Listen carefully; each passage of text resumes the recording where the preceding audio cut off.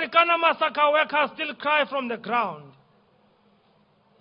Those who call for concomitant action are now presiding on a chaotic government. They will never have peace because the vengeance is not ours. Our vengeance comes from the Lord. And you could see clearly that the government that they are leading is chaotic. Every week there is a massacre in this country. High level of crime, reaching the pandemic. Police are killed in the daylight. This is the failed state. If the police are killed, women and men in blue uniforms are killed in the daylight, but the state president is cold. But when there was a COVID, he was able to sanction each and every province and lock it down. What is it that failed the state president to put a state emergency where there is a pandemic of crime? The police are killed every day. Women are murdered every hour. Today we've got a minister of load shedding. People are committing suicide due to depression. We read recently that one woman committed suicide with her children because of hunger. How can you be hungry in the land of plenty? We've got minerals. All the minerals of the world are in South Africa. But we are faced with depression. We are faced with hunger. Africa, let's reset our mind. Let's go and demand what is rightful ours. Graduates are unemployed. We've got 7.5 million people who are employed. Using a narrow definition of 42%, using a broader definition is 12 million people. IMF loans are buying the future of our children. Without any fear of contradiction, the very same 350, I believe, are the loans from IMF. They are buying the future of our children in order to be dependent to the state.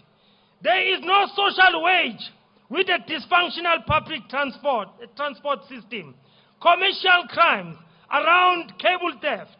Inequality has reached obscene level with the CEO earning salaries equivalent to the total wage bill of the mines. Kuyakhulwa apha eSouth Africa. U-CEO oyedwa uhola umholo odlula abasebenzi about 20,000 emayini yakhe.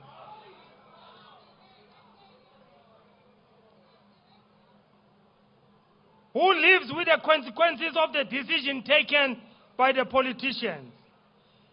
Do leaders understand the consequences of their decisions and the impact they have on the lives of the poor? Comrades, I will share with you some of the decisions whose consequences have created the challenges in the lives of many people. Who takes the responsibility for the dysfunctional ESCOM when workers are losing jobs daily and those in power have access to generators and solar panels in their homes? We have tolerated load shedding until it has now become a new normal. Whose lives, with the consequence of high crime rates due to the weak justice system? I have said this before. The police will never end crime in this country. It is a cash release system. The people who suffer the consequences are the poor who do not have money to pay for security, to pay for the alarm system, who lives with the consequences of their decision of femicide and murder when our laws giving more protection to the perpetrators than victims. This notion that everyone is innocent until proven guilty is not working in a system where the gender-based violence has reached the femicide level in a sexual offenses. We must change the rules of natural justice to a guilty until proven innocent, instead of innocent until proven guilty. Who lives with the consequence of corruption when billions are stolen and there are no arrests made? Corruption is both an economic and social crime, as services that were meant to be given to the people are diverted to enrich a powerful and connected. Comrade, corruption is not in the government only. Corruption is not in the government only. Corruption starts in the private sector with illicit financial flows. When we talk about illicit financial flows, without any fear of contradiction, AMCO in 2013, before any person in the public platform raised the issue of illicit financial flow, was AMCO in our 5-month strike in 2013. You cannot come today and tell us that we are lying, that it's AMCO who taught the members that Lonmin was paying 300 million per month to the Bermuda Island bank account with only a post box, without any office, without any debt. That was AMCO who exposed Lonmin to the government of the illicit flow before it was mentioned in that parliament in Cape Town.